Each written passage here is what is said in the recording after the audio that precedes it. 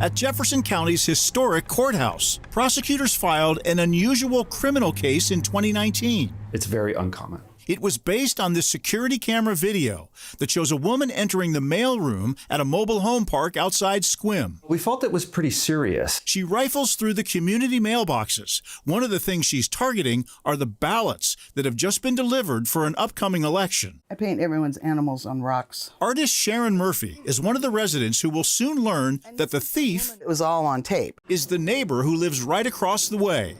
Responding law officers found bags of mail in the back of her car. I was shocked because we were like, oh, she stole the mail. And then we're like, oh my God, our ballots were in there.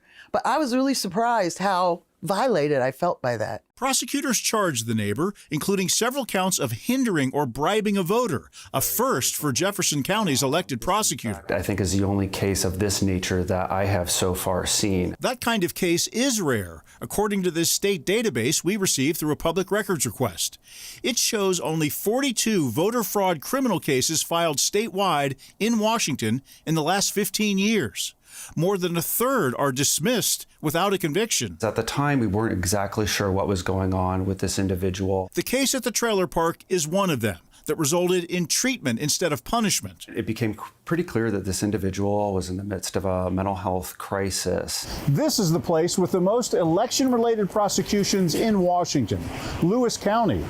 Jonathan Meyer has been the elected prosecutor here for more than 10 years. In Lewis County, if we see a law violation, we'll charge it. I think that is a reputation that we have. Meyer's office has charged 8 voter fraud cases, 1 out of every 5 in Washington state courts. Hi, Mr. Herron. Yeah. How are you? Here in Randle, we're on the doorstep of the most recent vote fraud convict in Lewis County. When Carolyn Herron's ballot signature didn't match at the elections office, workers discovered she died before ballots were mailed out. And you had actually signed your wife's ballot, correct? Yeah. Why did you do that? Well, she had just passed away, and I felt that her vote needed to be put in. Dennis Herron's wife died of cancer before the 2020 presidential election. Right here on the kitchen table, she'd left a voter pamphlet with her chosen candidates, which her 79-year-old husband used to fill out her ballot. I come back from burying her, and the ballot was in the mailbox. I think the prosecutor here would say, you made the decision to break the law, and this is on you. Yeah, well, I guess I didn't realize that it was a felony. He's an old man. Is it really worth going after him? It drives the point home to the community that we're not going to tolerate that type of activity within our county.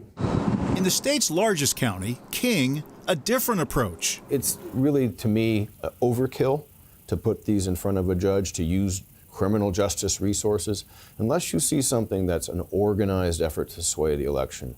Longtime elected prosecutor Dan Satterberg says vote fraud usually involves one-time violators like Dennis Herron. All for what? So that we can make this widower feel even worse? His office sends warning letters to the family of deceased voters instead of prosecution. You know, some people would say, I think you're letting them get away with it. In my office, I've got 235 murder cases to get to a jury.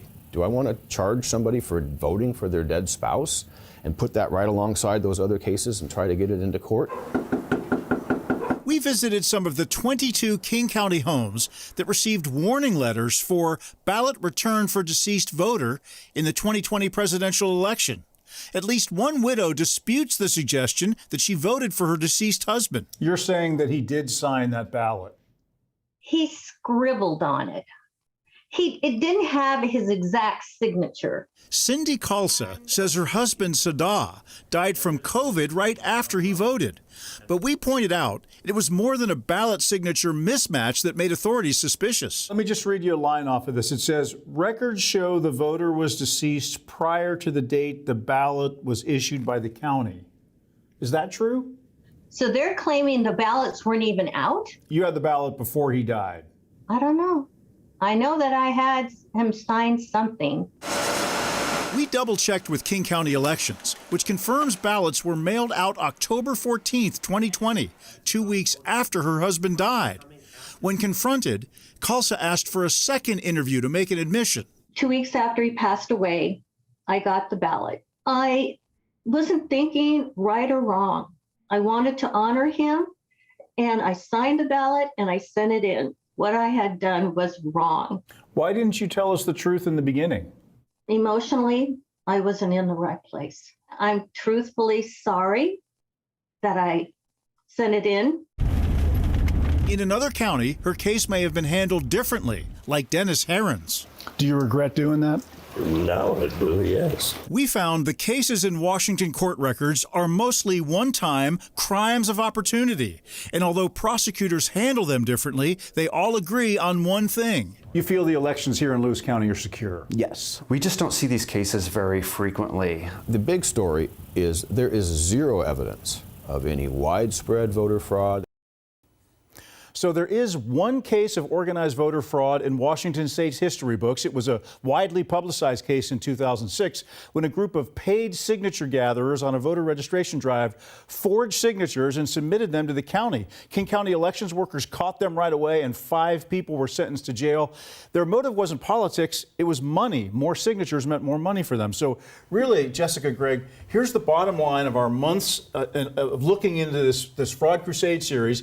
In those months, we really have not seen anything that approaches widespread or organized voter fraud. Just these isolated, smaller cases is what we've seen. And when you brought those forward, I mean, I think everybody can probably empathize with some of the people who might have signed it, you know, not thinking that it was a felony, but at the same time, the amount of cases we're talking about seems very, very minute. Out of millions and millions of votes in this state, only maybe dozens of these fraud cases. But that's good to know. Yeah, interesting to see also how the county prosecutors differ in how they handle those cases. They have cases. prosecutorial discretion, and there's certain decisions that they're legally allowed to make, and you're seeing that here. I'm just glad we have dug into that so people at least know. I mean, it is fascinating.